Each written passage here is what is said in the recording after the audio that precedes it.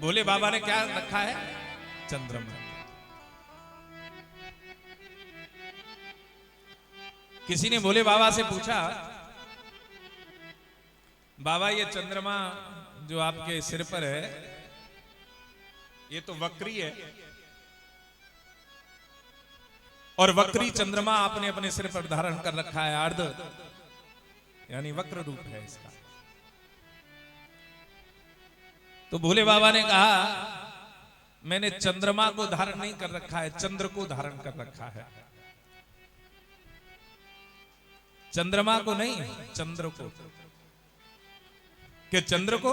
हाँ, क्योंकि मेरे प्रभु के नाम के पीछे चंद्र लगता है। राम चंद्र, कृष्ण चंद्र।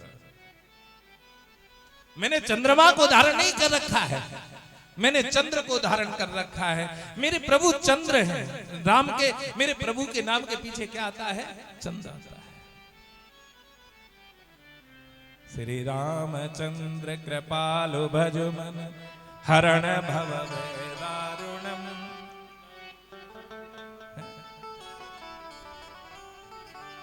श्री कृष्ण चंद्र।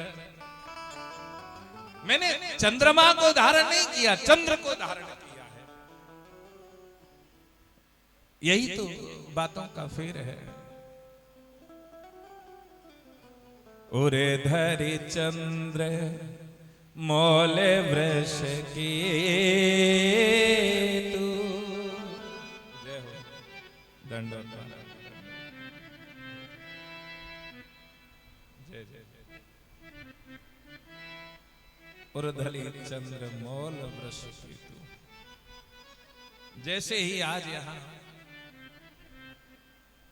अर्ध चंद्रमा को धारण करने वाले का ध्यान किया है,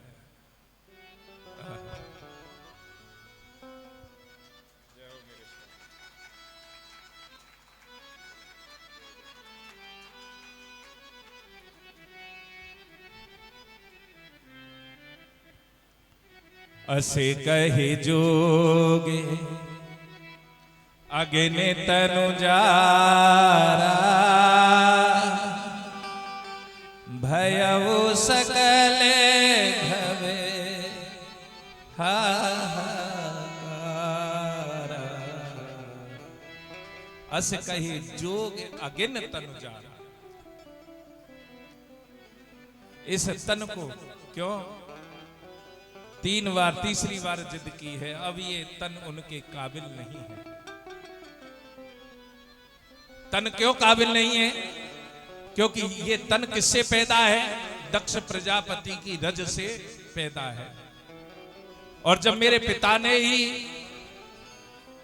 मेरे पति का अपमान कर दिया, तो अब इस तन का क्या करूंगी? तनुजा बेटी कौन होती है? तनुजा। अब इस तन को नहीं रखूंगी। क्यों? क्योंकि मेरे पिता ने, यानी जिसने इस तन को धारण कराया उसने ही अपमान कर दिया, तो अब इस तन का क्या करूंगी? आज यहाँ यज्ञ कुंड में कूद गई हैं। अस कही जोग अगन तनु जारा, भयउ सकल भव हाहाकारा। सारे में हाहाकार मच गया। सती यज्ञ कुंड में कूद गई, सती यज्ञ कुंड में कूद गई। भोले बाबा को पता लगा, भूतनाथ को पता लगा, नंदीश्वर ने जाकर बताया, मां सती यज्ञ कुंड में कूद गई। भोले बाबा क्रोध में भर गए, जटाओं को शिला पर देकर मारा। उससे वीरभद्र नाम के गढ़ उत्पन्न हुए हैं। आज जाकर वीरभद्र ने हाहाकार मचा दिया है। दक्ष प्रजापति के शीश के 1000 टुकड़े कर दिए, उसे यज्ञ में सौंप दिया है। कटा हुआ धड़ बचा है। ब्रह्मा जी वहां पधारे हैं। एक बकरे का मुख दक्ष प्रजापति के धड़ के ऊपर स्थापित करते हैं। ये प्लास्टिक सर्जरी है, हमारे यहाँ आदिकाल से होती आई है। हमारे यहाँ आदिकाल से प्लास्टिक सर्जरी होती आई है। पहली बार दक्ष प्रजापति की हुई, दूसरी बार गणेश जी की हुई। यहाँ बकरे का मुख धड़ के ऊपर धारण किया है, और जब बकरे का मुख धड़ के ऊपर धारण किया है तो भोले बाबा की अनेक प्रकार से स्तुति की जा रही है, आराधना की जा रही है। नमामि शमिशान निर्वाण रूपम विभुम व्यापकम ब्रह्म वेद स्वरूपम। आज भगवान की देखो, भगवान तो भोले हैं। भोले कैसे हैं? कोई चिनिया बादाम चढ़ा दे तो प्रसन्न, कोई जल का लोटा चढ़ा दे तो प्रसन्न, कोई दूध चढ़ा दे तो प्रसन्न, कोई घी चढ़ा दे तो प्रसन्न, और कोई अपने आप कोई चढ़ा दे तो प्रसन्न। लेकिन भगवान का दूसरा नाम है भाले। भोले भाले। क्रोध में भर जाए तो सारी सृष्टि का संहार कर देते हैं। नमामि शमीशा निर्वाणि रूपं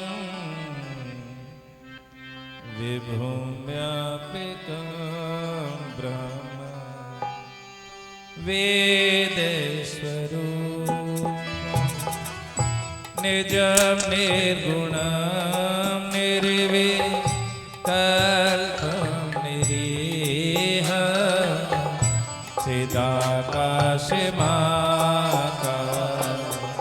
वासं जेहं निराकार्योऽहं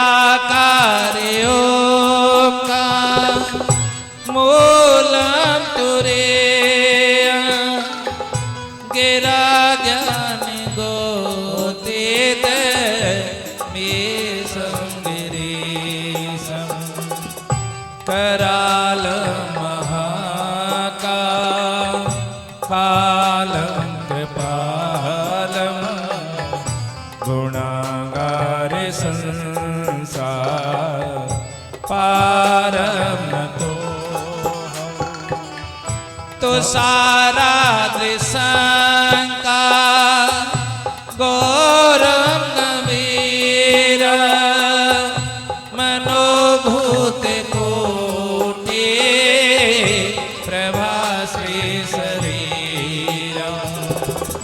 सफुन्मौलिकलो लीली चारु गंगा लशदे भाले भाले द्रो कंठे भुजा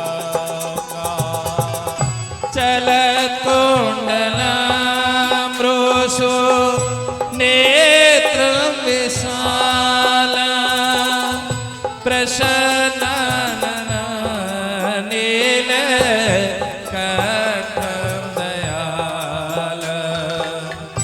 मृगाधीश चर्मा वरमुण्डमाल प्रियं शङ्करं सर्वा नाथ भजामि। सर्वनाथम भजामि। देखो, सर्वनाथम सभी के नाथ हैं।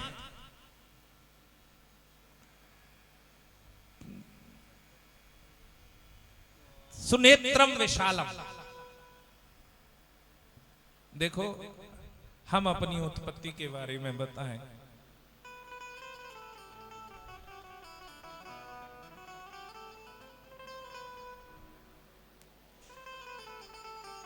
हमारी विष्णु स्वामी संप्रदाय और हमारी उत्पत्ति का हेतु यही है, यही प्रश्न है।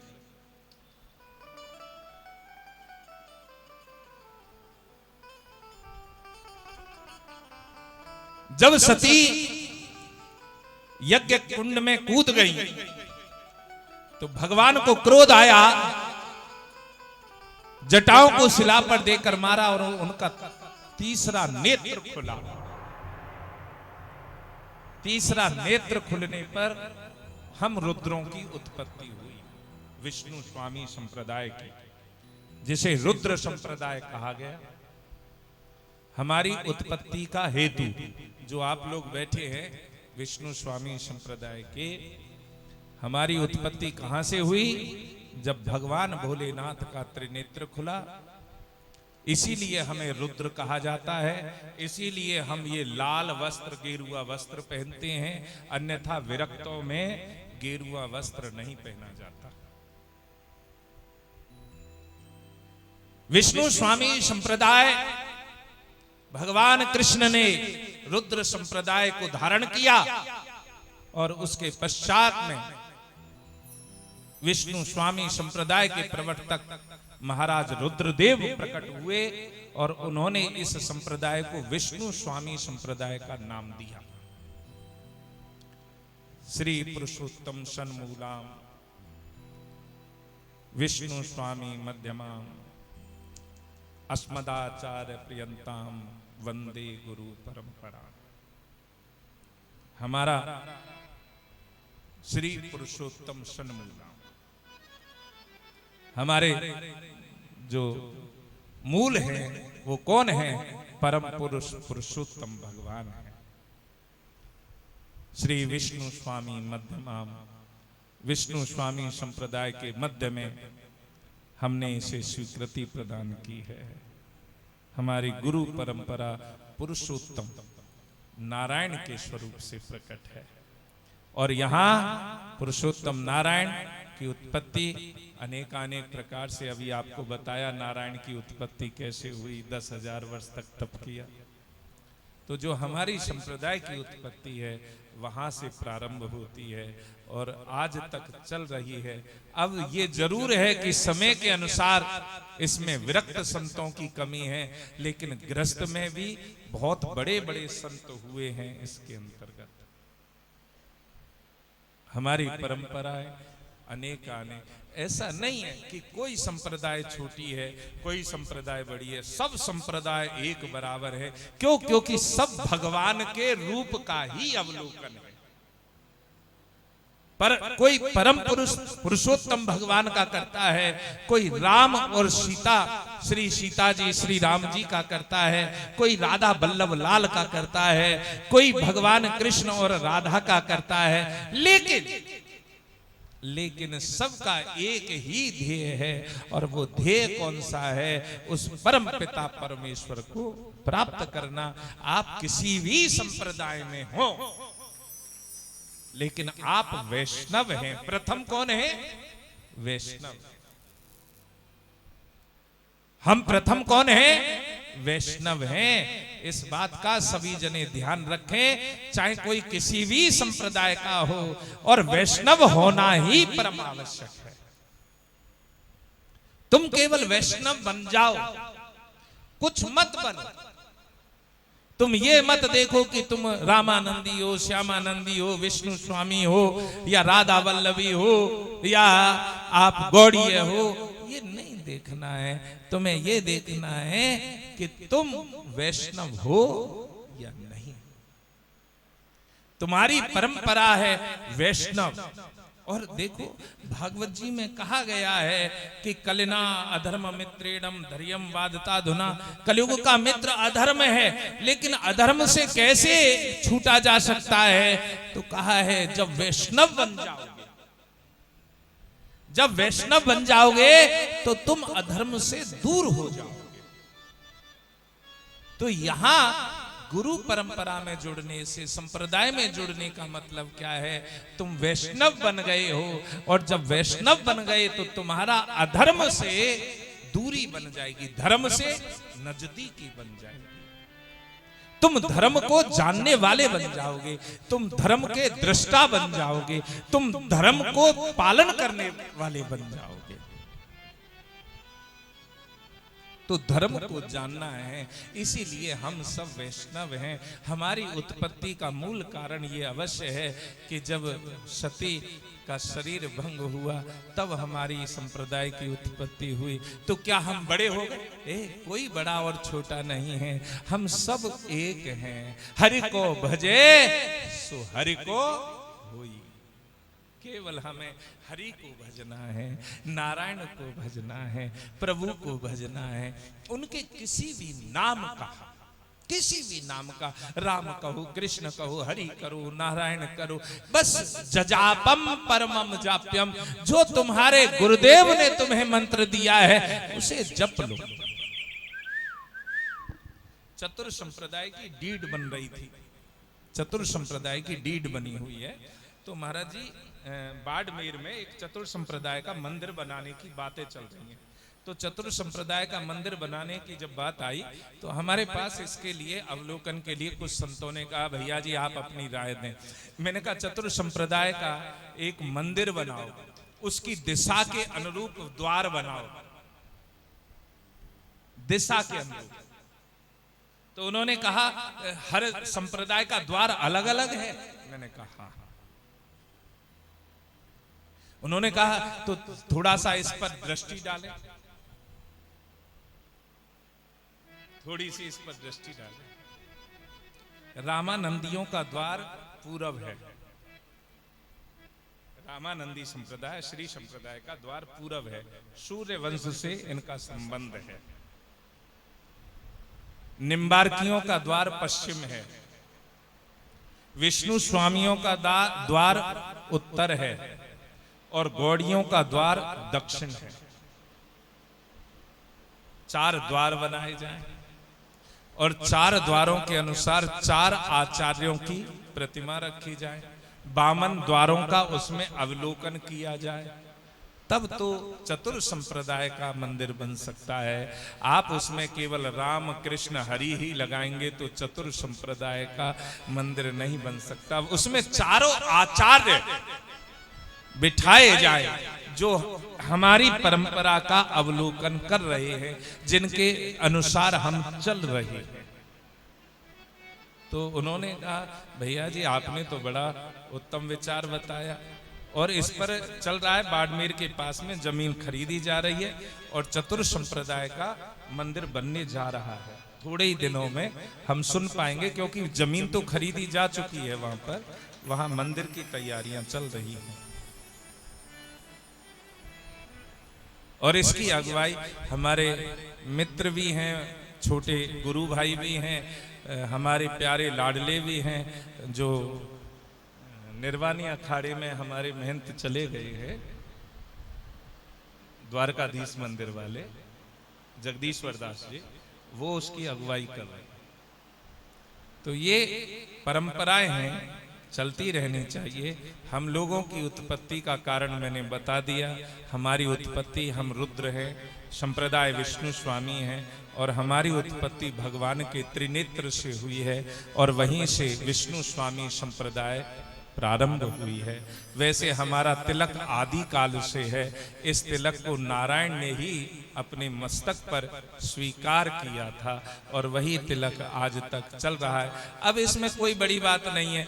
अब या मैं हमारा छोटो सो, हमारी परंपरा में केवल लिखा हुआ है हिरण के बाल के बराबर, हिरण के बाल के बराबर ही तिलक हो। हमारे बड़े तिलक का विधान नहीं है, बड़े तिलक का विधान नहीं है। बाल के, हिरण के बाल के बराबर। और हमारी संप्रदाय में भी 3 तिलक है विष्णु स्वामी में। हमारे जो नामदेव वाले, नामदेव कलाधारी परंपरा है, हमारा तिलक लाल श्री का है।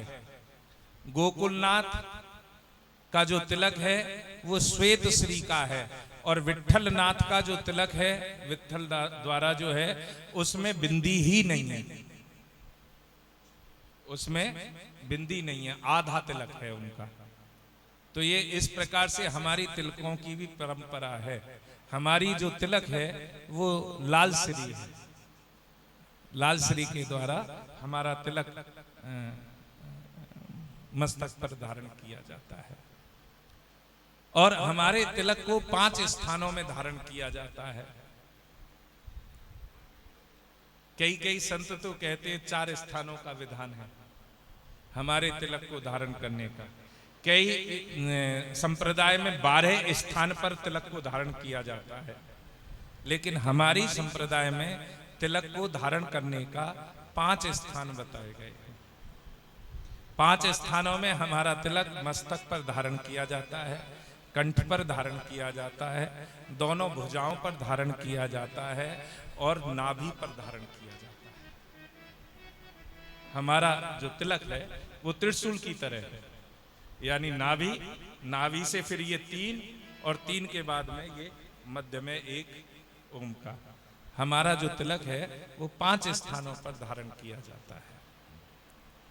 ये अलग अलग प्रक्रियाएं हैं, अलग अलग संप्रदायों की।